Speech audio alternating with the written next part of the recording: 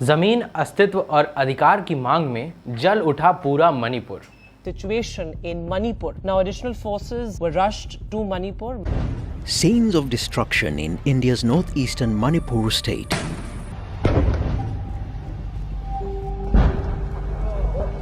Here we come! We are indigenous people!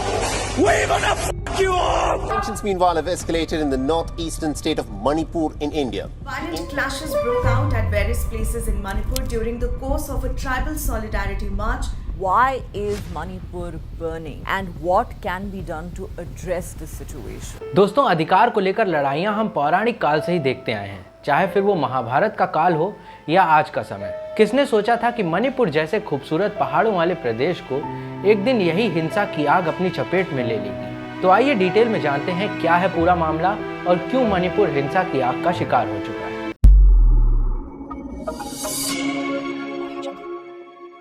सबसे पहले आपको बता दें कि मणिपुर में मुख्य तौर से 3 जातियां हैं, नागा, कुक्की और मैतेई।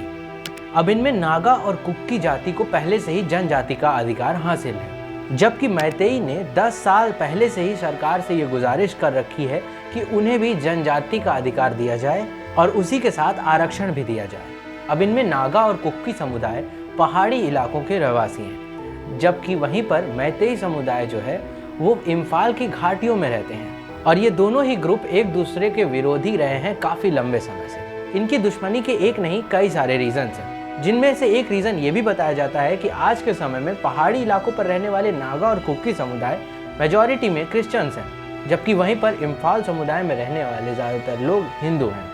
और इनके बीच का यही जातिवादिता का डिफरेंस चर्चा का विषय हमेशा से ही बना हुआ है। पर इस बार हुई इस भयानक हिंसा का कारण 3 मई को हुआ एक ऐसा फैसला है जिसने इस भड़की हुई चिंगारी को और हवा दे दी और ये एक आग के रूप में बदल गया।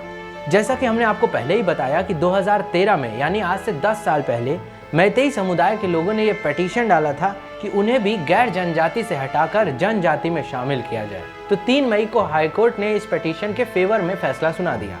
अब यही चीज़ नागा और कुक्की समुदाय को नागवार साबित हुई और उन्होंने इस चीज़ का विरोध करना शुरू कर दिया।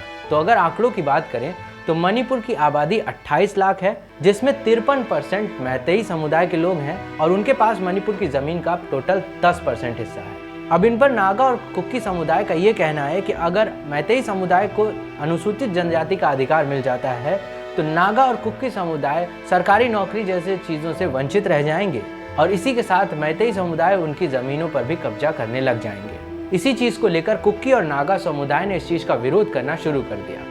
इतना ही नहीं, इस फैसले के बाद ट्राइबल स्टूडेंट्स यूनियन मणिपुर ने भी इस चीज़ का और जोर शोर से विरोध किया और धीरे धीरे इस विरोध ने हिंसा का रूप ले लिया। दोनों ही समुदाय के लोगों ने एक दूसरे के साथ मारपीट करना, पथराव करना, घरों को जलाना, पब्लिक प्रॉपर्टी को डिस्ट्रॉय करना, ऐसी चीज़ों को अंजाम देना शुरू कर दिया, जिसके चलते सरकार को कठोर कदम उठाने पड़े और सरकार को इस हिंसा को रोकने के लिए पुलिस के साथ साथ सेना को भी बुलाना पड़ा। पिछले कई दिनों से सरकार ने मणिपुर में इंटरनेट की सुविधा को भी बंद कर रखा है और सिर्फ इतना ही नहीं, ये हिंसा इतनी ज़्यादा बढ़ चुकी है कि सरकार ने ये आदेश तक जारी कर दिया है कि ऐसे हिंसा भड़काने वाले लोगों को देखते ही गोली मार दी जाए। जहां एक ओर मैतेई समुदाय का ये कहना है कि उन्हें अनुसूचित जनजाति का अधिकार मिलना इसलिए ज़रूरी है ताकि वो अपने पूर्वजों की ज़मीन, अपनी परंपरा और अपने कल्चर की रक्षा कर सकें। वहीं कुक्की समुदाय का ये कहना है कि अगर मैतेई समुदाय को ये अधिकार मिल गया तो वे उनकी सारी ज़मीन हथियार लेंगे और उनका हक उन्हें कभी नहीं मिल पाएगा। उनका ये भी कहना है कि इस अधिकार की सबसे ज़्यादा ज़रूरत उन्हीं को है क्योंकि उनके समुदाय के लोग गरीब हैं और उनके समुदाय में ठीक से शिक्षा भी लोगों के पास नहीं है। इसीलिए वो इस फैसले का जमकर विरोध कर रहे हैं। अगर कुछ मीडिया रिपोर्ट्स पर नज़र डाली जाए तो ये भी बात निकल कर आती है कि कुक्की समुदाय मौजूदा सरकार से पहले से ही नाराज़ थे क्योंकि उनका ये कहना था कि सरकार ने उनकी काफ़ी ज़मीनों को गैर कानूनी रूप से हथिया रखा है। इस पर सरकार ने सिर्फ ये बयान दिया है कि वहाँ पर जो ड्रग्स की खेती होती थी वो गैर कानूनी थी। अब इसी चीज़ को लेकर कुक्की समुदाय सरकार से पहले से ही नाराज़ है और इसीलिए इस फैसले के बाद तो वो सरकार के खिलाफ और भी जोर शोर से विरोध कर रहे हैं। मणिपुर के चूरा चंदपुर इलाके में इस हिंसा के सबसे ज़्यादा किस्से सुनाई दे रहे हैं क्योंकि उसी हिस्से में कुक्की समुदाय सबसे ज़्यादा मात्रा में रहते हैं।